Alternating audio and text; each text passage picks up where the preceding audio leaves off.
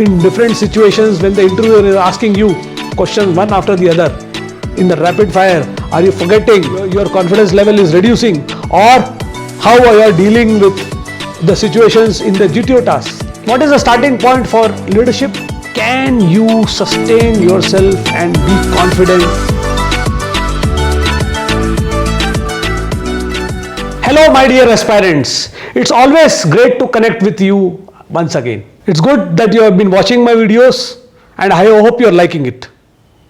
So this is again the 9th of the OLQs of all the 15 OLQs and the second of the Factor 3 OLQs which I'll be talking today. A very important OLQ on which all the OLQs are based in this factor. And the starting point for leadership. What is the starting point for leadership? Is the self-confidence that one has in his abilities. Self-belief in oneself is a very important aspect to become a leader. And in this OLQ, this part is very clearly seen. So my advice to you when you're trying to understand what self-confidence means in a personality is, can you sustain yourself and be confident in situations which you have not dealt with earlier?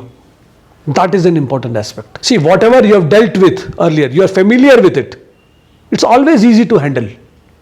But what we are looking at is, can you deal with new situations? Can you deal in situations which you have not encountered earlier? Can you immediately adapt to that and remain buoyant and remain confident to deal with it? Like for example, if I tell you to tell ABCD, you will be able to tell it within no time. You will be confident.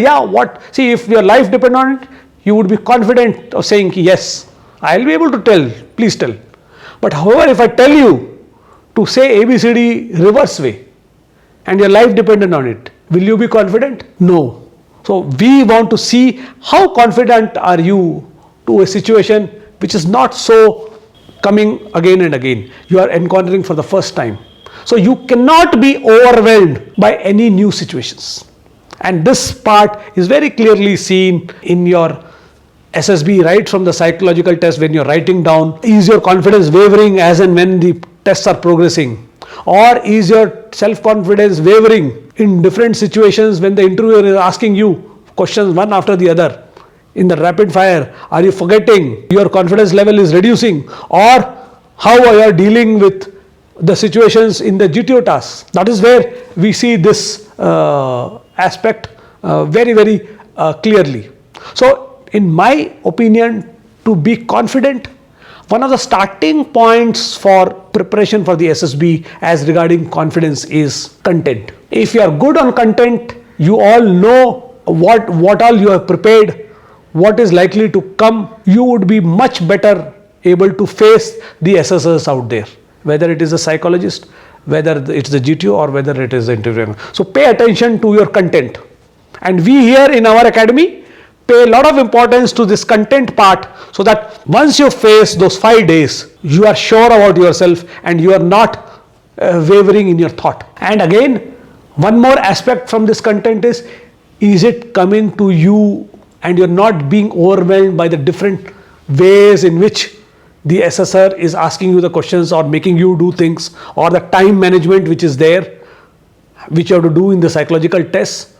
You are not getting overwhelmed by that situations. You are ready for it. Nothing will deter you from keeping your focus and putting your best step forward wholeheartedly towards your goal. I hope this is clear to you, all of you.